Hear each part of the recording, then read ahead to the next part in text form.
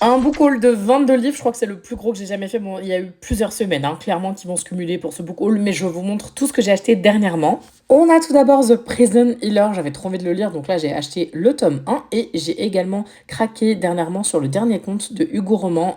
J'adore leur livre d'ailleurs, Hugo Roman en ce moment. Ensuite, ce livre-là, il est aux éditions Chatterley et je crois que c'est une réécriture de La Belle et la Bête. Donc il était d'une évidence que j'allais repartir avec, en plus il est magnifique.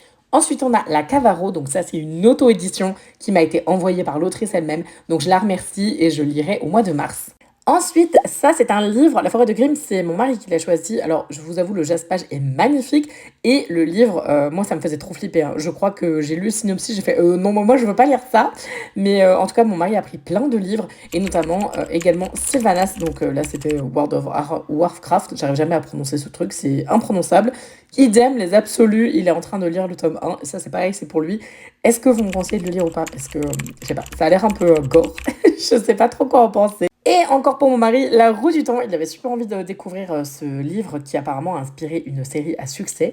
Celui-ci, je sais plus si je vous l'avais montré, mais je crois que je l'avais montré dans le vlog Les Maîtres en Lumineur. Donc ça, c'est moi qui l'ai acheté.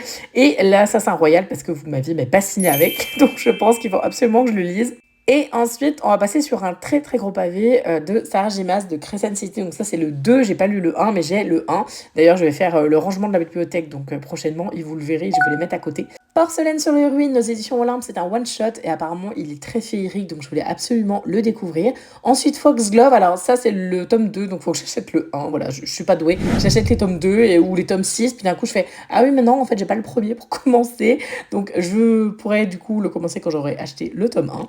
Ensuite on a Ether Dreams, alors ça c'est magnifique, vous allez voir à l'intérieur. C'est sublime. J'ai l'impression que c'est un one-shot. Je sais pas si vous l'avez vu, mais il était tout seul dans son coin. Là, je me suis dit, attends, le synopsis, il a l'air génial. Ensuite, Les Chevaliers d'Émeraude. Donc ça, c'est pour mon mari. C'est le tome 0. A priori, vous lui avez dit que c'était le bon ordre. Donc il va commencer par celui-là. Et ça, c'est un énorme fail parce que je me suis complètement plantée. Je suis archi nulle. C'est The Six of Crowns que je voulais acheter. Voilà, donc il manque une couronne, hein, clairement. J'ai acheté The Five Crowns. Bon, ça a l'air pas mal quand même, hein, mais c'est pas du tout ça que je voulais acheter à la base. Ensuite, idem, ça c'est pour mon mari, Seuil du monstre, je sais plus exactement le titre de ce livre, mais voilà, il voulait absolument tester, pareil, le synopsis, elle a bien enjaillé. Défier les ombres, ça fait un petit peu de temps que je l'ai, donc il va rejoindre ma pile à lire du mois, je pense, assez rapidement. Les Wickwood, vous l'avez vu dans mon vlog librairie, donc pareil, je voulais vous le montrer aussi. Le même jour, j'ai acheté The Hemlock Queen également. Et je crois que le même jour, j'avais fait vraiment un gros book haul ce jour-là.